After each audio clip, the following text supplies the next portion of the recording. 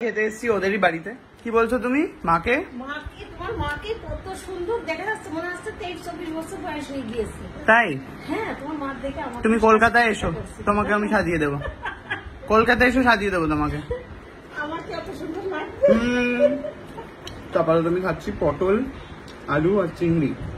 অসাধারণ রান্না করেছে আমার বৌমা, কিন্তু রান্নার হাত খুব ভালো।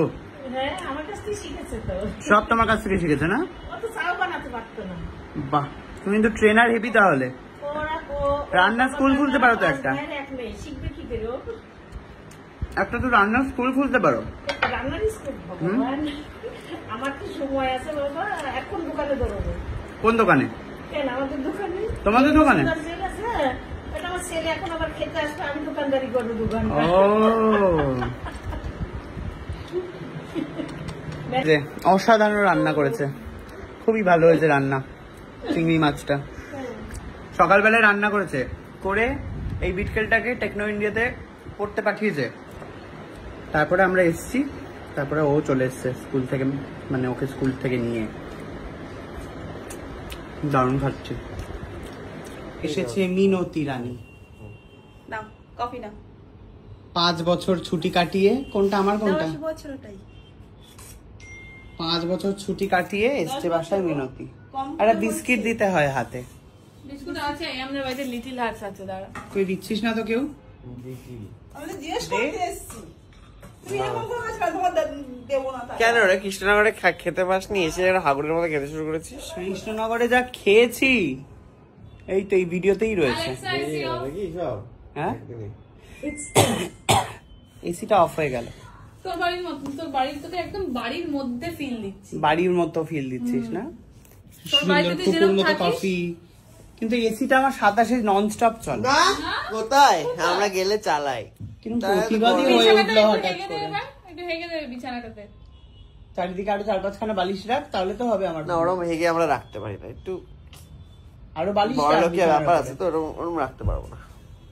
বিস্কিট চলে এসেছে। না, লিটিল হার্ট বললো যে মালকিন কোথায়? ওই হাতে বার কর। সে কি বদমাইশ হয়ে উঠেছে মিনতি, বাবা রে বাবা।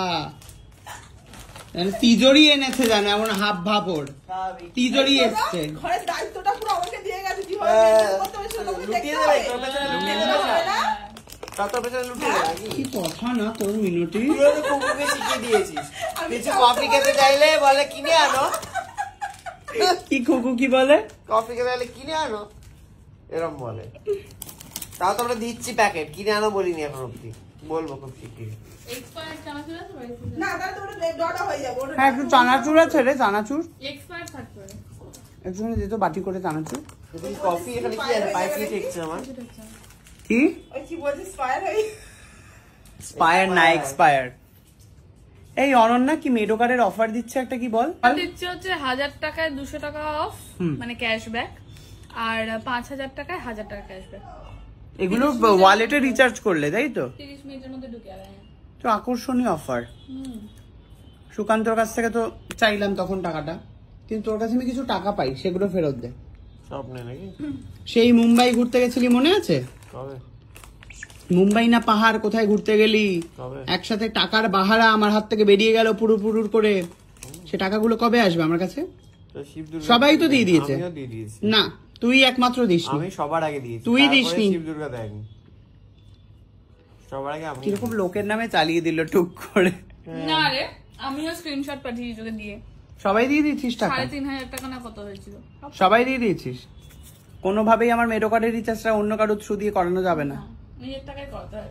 সুস্মিতাকে বল। হ্যাঁ, নিজের টাকায় করা না তো দুধ কেটে কুটনিকে যাবে। বলি। কি বললি? নিজের টাকায় করা না তো দুধ কেটে যাবে। বলছি কুটনিকে বলি। দেখি, দীর্ঘদিন তো কিছু দেয় না, রাখি। দেখতে এসে গেছে চানাচুর, দে। কৌটো শুদ্ধ দিচ্ছি দেখো। দে। তাও কফিটা বলছে আমি আমি দিচ্ছি খাটের না। উপরে পড়েছে। নোটিস করে না। চামচও এসে গেছে আবার। শয্যাশায়ী সুকান্ত এদিকে। আমার ফোনটা কই?